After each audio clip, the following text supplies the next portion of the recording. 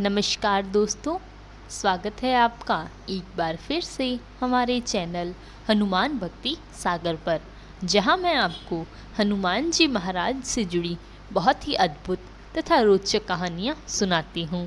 यह कहानियां आपके जीवन के लिए बहुत ही लाभदायक तथा ज्ञानवर्धक होती हैं।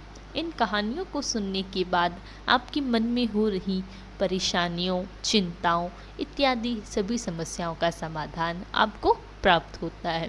तो आइए शुरू करते हैं आज की कहानी।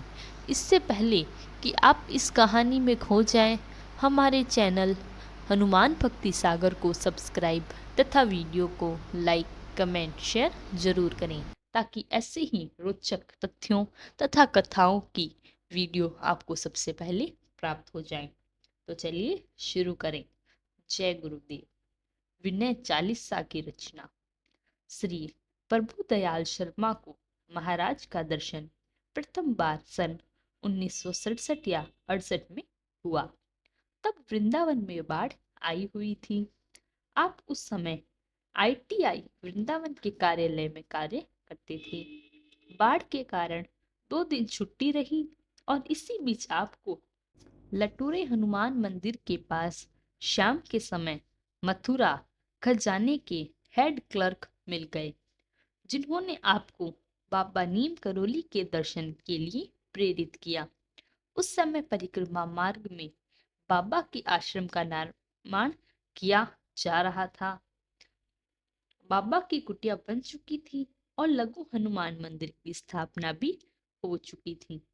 बाबा आश्रम में विराजमान थे। प्रभु दयाल जी उन्हें जानते नहीं थे। इस कारण वह बिना श्रद्धा और विश्वास के दर्शन करने गए। बाबा ने आपसे पूछा, क्या नाम, कहाँ काम करते हैं? आपने उत्तर देते हुए उन्होंने आपको जानने को आज्ञा दे दी। आप इस प्रयत्न में थे कुछ देर और वहां बैठ जाएं, पर बाबा बोल उठे, अब आज्ञा हो गई है, जाओ। अधिक से अधिक आपको 1 मिनट बाबा के दर्शन हो गए। आप लौटकर अपने घर आए। आपका एक पैर घर की देहरी के बाहर और दूसरा भीतर आंगन में था। आपको एक ऐसी विलक्षण आनंद की अनुभूति हुई जिसका वर्णन आप कर नहीं पाते। आप बताते हैं कि सारी देह में एक प्रकार की विद्युत धारा प्रवाह हो उठी और आपके मुंह से उस समय अनायास यही शब्द निकले, बाबा महापुरुष हैं, साधारण व्यक्ति नहीं। इस घटना के बाद से आपको निद्रा 1 महीने तक गायब रही और आपकी एक प्रकार की विलक्षण अवस्था हो गई। इसके लिए आपको मानसिक अस्पताल में इलाज भी कराना पड़ा।